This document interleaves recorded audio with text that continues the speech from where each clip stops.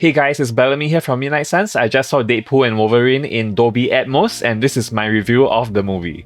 So let me just start off by saying I think this is a good movie with a lot of nostalgia. Like, if you're somebody like me who grew up in the 2000s watching superhero movies, then I think this is the movie for you.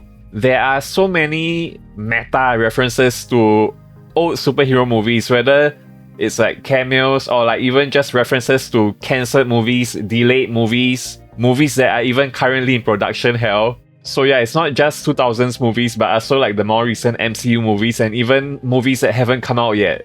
Yeah, there are a lot of all these meta references that I think if you are a hardcore comic book superhero movie fan, you will get a lot of these references. But if you are just a casual audience who doesn't really know all like the behind the scenes stuff going on at all these big movie studios, then maybe you might miss out on a lot of these meta references. But I don't think all these references make the movie better or worse. I think it's just a little extra for all the hardcore comic book superhero fans. And yeah, if you're one of those hardcore fans who really have been following all the superhero comic book movie news, then I think you will really enjoy all those references.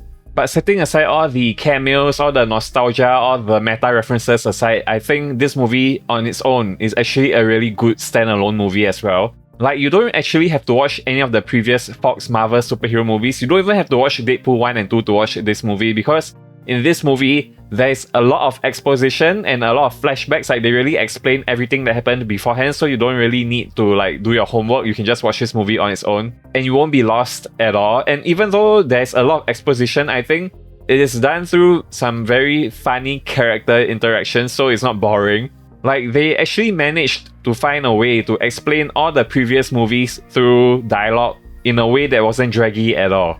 And it was actually really funny because, yeah, I'm not gonna spoil anything, but the way they do it, like, a lot of times it's just like characters making jokes and they really explain like things happen in previous movies through jokes. So yeah, even if you're a brand new fan of Deadpool, you never watched any of the previous movies, never watched any of the Fox X-Men movies or anything, so you can just watch this movie and you won't feel lost at all. But if you're a fan of all those previous movies, then you'll be rewarded for being able to catch all these Easter eggs that people with no knowledge of those movies will not be able to get. And I will also say this movie has some really good action, but it is extremely graphic, extremely violent action. Like, this is much more like the previous two Deadpool movies rather than any of the MCU movies that we've ever seen. And the language, the dialogue is extremely obscene, so like there's probably a vulgarity in every other sentence in this movie. So definitely don't let your kids watch this, and if you're expecting this to be like a very kid-friendly Marvel movie, definitely don't watch this movie. But if you've watched the previous two Deadpool movies, then I think you know exactly what you're in for with this movie.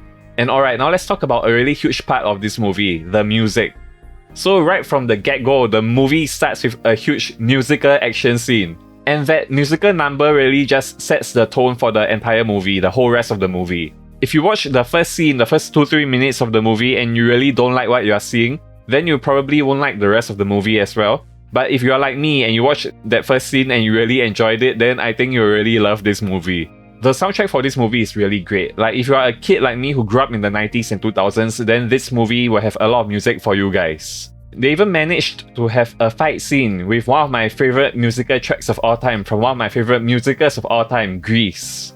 And yeah, that was probably my favorite part of the movie. Like, that was really unexpected, and yeah, it was really great.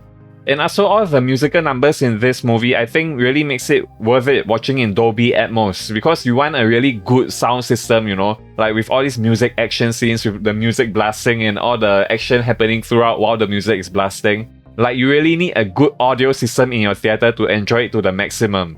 And all the acting performances are also really great in this movie. Like, even Hugh Jackman, right? Like, I think this is actually, like, I'm not exaggerating, I think this is actually one of the best acting performances I've ever seen him give in any movie. And I will even go as far as to say I like his performance in this movie even more than his performance in Logan. That's how much I like his performance in this movie.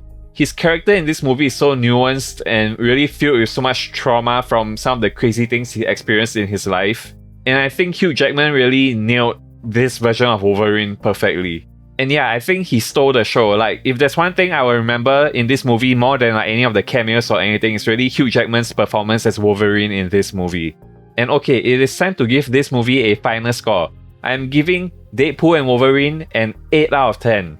I'm not sure it can single-handedly save the entire Marvel Cinematic Universe, but I think this is a great start. Like, as long as Marvel puts on some really good movies like this, like they just need a string of hits like this, then I think they will be on the right track. And I know a lot of people are very hyped for all the cameos in this movie, but there are also some people very worried that this whole movie is just gonna be like cameos non-stop, like just a member berries movie. But if you're thinking that way, I think don't worry, because even though they had quite a number of cameos in this movie, I would say like the number of significant cameos is probably just a handful, so like it really doesn't interfere with the storytelling. If you're expecting like a big cameo every 5 minutes, then you'll be very disappointed because this isn't that movie. I think like they're probably saving that for like Avengers Secret Wars or something. This movie is really more about Deadpool and Wolverine. Like, that's the title of the movie and that's what the movie is really about. There are some pretty cool cameos, but don't expect them to be like a significant part of the movie. And as long as you go into this movie with proper expectations, knowing that it's gonna be a Deadpool and Wolverine movie, then I think you won't be disappointed at all. And I also think you'll be pleasantly surprised at how much of a heartfelt story this movie surprisingly has. Yeah, I really enjoyed this movie, guys, and that's all for this review. I hope you enjoyed it, and if you guys have seen the movie, please go down in the comments and let me know what you think, or if you haven't seen it yet, please go down into the comments and let me know what you are most excited to see in the movie.